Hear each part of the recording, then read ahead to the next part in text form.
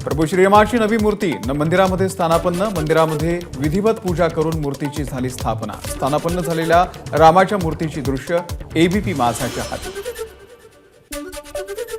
अयोध्येमधल्या राम मंदिराचं 22 जानेवारीला होणार उद्घाटन। राम मंदिरातील गाभाऱ्याची दृश्य माझाच्या हाती। राम मंदिराच्या प्राणप्रतिष्ठा सोहळ्यासाठी 16 जानेवारीपासून सुरू झालेल्या पूजेचा आजचा चौथा दिवस। आज 21 वैदिक पूजा विधी केल्या जाणार। आरोग्यमंत्री तानाजी सावंत यांच्याकडून अयोध्येमध्ये होम हवनसाठी 5000 लिटर गाईचं तूप पाठवणार, तर वारकरी संप्रदायाकडून श्रीरामाला पसायदानाची भेट। 22 जानेवारी केंद्रीय कर्मचाऱ्यांना अर्धा दिवस सुट्टी। केंद्र सरकारी कर्मचाऱ्यांना दुपारी 2:30 पर्यंत सुट्टी। भावना आणि विनंत्यांचा मान ठेवत केंद्राचा निर्णय।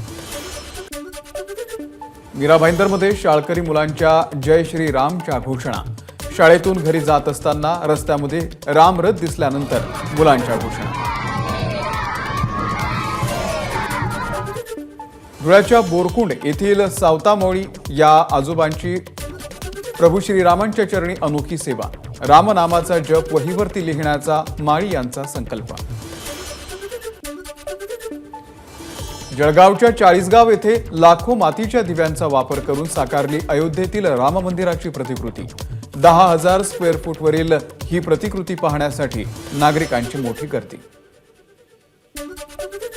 भाजपचे नेते अतुल शहा यांच्या मार्गदर्शनामध्ये प्रभू श्रीरामांवरील 2 हिंदी आणि मराठी गाणी उपमुख्यमंत्री देवेंद्र फडणवीस यांच्या हस्ते प्रदर्शित। यावेळी संगीतकार दत्ता थिटे, कवी मोहन सामंत यांच्यासह गायकांची उपस्थिती। श्री राम जन्मभूमी न्यासाकडून कोपरगावमधील संत जनार्दन स्वामी आश्रमाचे मठाधिपती रमेशगिरी महाराजांना प्राणप्रतिष्ठा सोहळ्याचं निमंत्रण। सोहळ्यासाठी रमेशगिरी महाराज अयोध्येकडे रवाना। 22 जानेवारीला होणाऱ्या राम मंदिर प्राणप्रतिष्ठा सोहळ्यासाठी देशभरातील साधू संत आणि धर्मगुरूंना निमंत्रण। मात्र बंजारा समाजाचे धर्मगुरू कबीरदास महाराज यांना निमंत्रण न मिळाल्यानं नाराजीचा सूर। अयोध्येमध्ये तयार होणार मल्टी लेव्हल कार पार्किंग आणि फूड कोर्ट। उद्योजक चंद्रकांत गायकवाड यांच्याकडे व्यवस्थापनाची जबाबदारी। अयोध्येमध्ये यूपी एटीएस कडून 2 संशयित ताब्यात। कॅनडामध्ये ठार झालेल्या सुक्खा दुनकेच्या गँगमधले 2 जण असल्याची माहिती। जर्मन गायिकेनं गायलं राम आएंगे हे भक्तिगीत। तिनं गायलेल्या या राम भजनाचं सादरीकरण सोशल मीडियावरती व्हायरल। मेरे झोपड़ी के भाग आज खुले।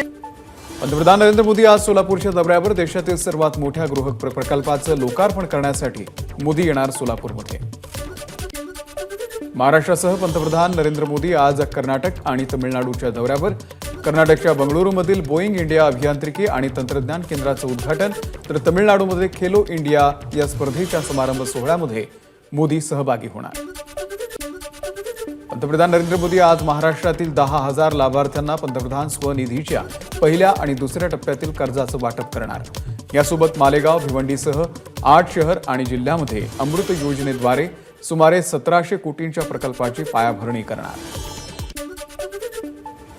पंतप्रधान नरेंद्र मोदी यांच्या सोलापूर दौऱ्यासाठी पोलिसांचा मोठा बंदोबस्त। राज्याच्या पोलीस महासंचालकांसह 3000 पोलीस तैनात। मोदींच्या स्वागतासाठी सोलापूरमध्ये मोठा उत्साह। खास सोलापूर पद्धतीनं मोदींचं स्वागत करण्यात येणार। हातमागावरती बनवलेली शाल, चादर, मानाचा जरीदार फेटा, स्मृतिचिन्ह आणि पुष्पगुच्छ देऊन मोदींचं स्वागत केलं जाणार। नरसय्या आडम यांची माहिती। पंतप्रधान नरेंद्र मोदी यांच्यासमोर देशातील कामगारांचे प्रश्न मांडणार। आता मूलभूत परिवर्तन करण्याचं काम आम्ही करतोय, पण हे पहिलं पाऊल आहे। कामगारांसमोर जगण्याचे प्रश्न कायम आहेत। रेनगर प्रकल्पाचे मुख्य प्रवर्तक नरसय्या आडम यांचं वक्तव्य आहे। मोदीजींनी काही दिवसांपूर्वी 70,000 कोटींच्या घोटाळ्याची वक्तव्य केली। अशामध्ये 70,000 कोटी घोटाळा करणाऱ्यांना का सोबत घेतलं? करुणा शर्मा यांचा सवाल। सोलापूरमध्ये मोदींचा दौरा असताना आज राष्ट्रवादी अध्यक्ष शरद पवारही सोलापूरच्या दौऱ्यावर। सांगोला येथे दिवंगत आमदार गणपतराव देशमुख यांच्या स्मरणार्थ आयोजित कृषी प्रदर्शनाच्या उद्घाटनाला उपस्थित राहणार। जागतिक आर्थिक परिषदेच्या निमित्तानं 4 दिवसांच्या दावोस दौऱ्यावरती असलेले मुख्यमंत्री आणि मंत्री उदय सामंत मुंबईमध्ये दाखल। दाओसमध्ये 3,53,000 कोटींचे सामंजस्य करार झाल्याची मुख्यमंत्री शिंदे यांची माहिती. मुख्यमंत्र्यांच्या उपस्थितीमध्ये दाओसमध्ये अलुटेक कंपनीकडून महाराष्ट्रामध्ये 2,075 कोटी रुपयांच्या गुंतवणुकीसाठी सामंजस्य करार. त्यामुळे राज्यामध्ये 400 लोकांना रोजगार निर्माण होणार. एबीपी माझा, उघडा डोळे बघा नीट.